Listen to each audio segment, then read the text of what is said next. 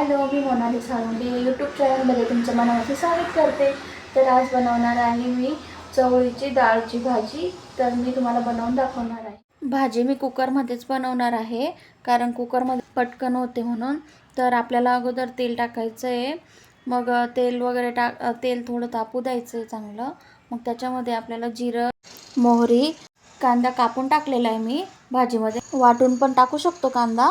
तर कांदा थोडासा झाला की लालसर, तर त्याच्यामध्ये टोमॅटो टाकायचे. टोमॅटो टाकल्यानंतर त्याच्यात थोडं मीठ टाका, म्हणजे ते लवकर शिजतात. आता लाल मिर्च टाकते मी त्याच्यामध्ये. नंतर आपल्याला थोडंसं गरम मसाला पण घ्यायचा आहे. हिंग पण टाकलेला होता मी थोडा, व्हिडिओमध्ये आलेला. नंतर आपण त्याच्यामध्ये थोडा धना पावडर टाकायची आहे. हळद टाकायची. हळद कमी होती म्हणून मी थोडी नंतर अजून परत टाकली आहे. तुम्हाला पण आवडते का चवळीची डाळची भाजी? तर मला कमेंट करून नक्की सांगाल.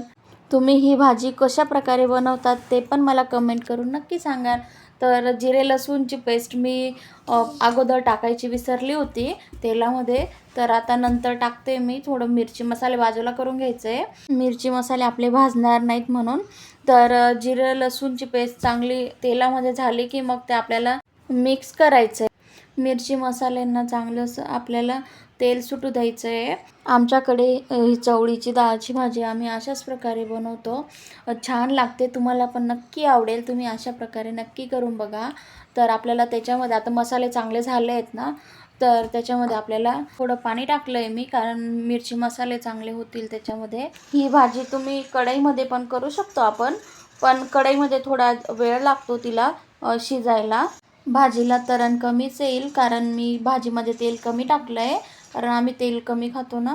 मिरची मसाले पण कमीच टाकले आहेत, कारण आमचे इथं सासू सासरे तर त्यांना जास्त तिखट नाही चालत. तर तुम्ही जास्त टाकू शकता त्याच्यामध्ये मिरची मसाले, मग भाजीला तरण पण चांगलं येतं. आता बघा आपले मसाले चांगले झाले आहेत. आता त्याच्यामध्ये आपल्याला चवळीची डाळ टाकायची आहे. मी थोडीशी नॉर्मल भिजवलेली होती तिला. तर ते चांगलं आपल्याला हलवून घ्यायचं. ही भाजी आपण वेगवेगळ्या प्रकारे बी बनवू शकतो, कारण माझ्या आईन त्यांच्याकडे ही भाजी शेंगदाणे वाटून पण करतात. छान लागते तशी पण. आता आपल्याला त्याच्यात मीठ टाकायचं आहे चवीनुसार. आता आपल्याला त्याच्यामध्ये मस्त कोथिंबीर टाकायची. किती छान येते, हिरवी हिरवीगार दिसते. तर हिरवी हिरवीगार कोथिंबीरच टेस्ट पण छान येते भाजीला. ही भाजी आपण डब्यासाठी पण बनवू शकतो. तर डब्यासाठी पण छान लागते ही कोरडी भाजी. तर तुम्ही अशी करून बघाल, डब्यासाठी पण छान येते. तर याच्यामध्ये आपल्याला आता गरम पाणी टाकायचं आहे. मी गरम पाणी केलेलं होतं, तर 2 ग्लास गरम पाणी टाकलं आहे. त्याला चांगलं हलवून घ्यायचं आहे मस्त. आणि त्याच्यानंतर आपल्याला कुकरचं झाकण लावायचं आहे. कुकरच्या आपल्याला 2 शिट्ट्या काढायच्या आहेत. आपल्याला जर डाळ एकदम मऊ शिजलेली पाहिजे असेल तर तुम्ही 3 शिट्ट्या काढू शकता.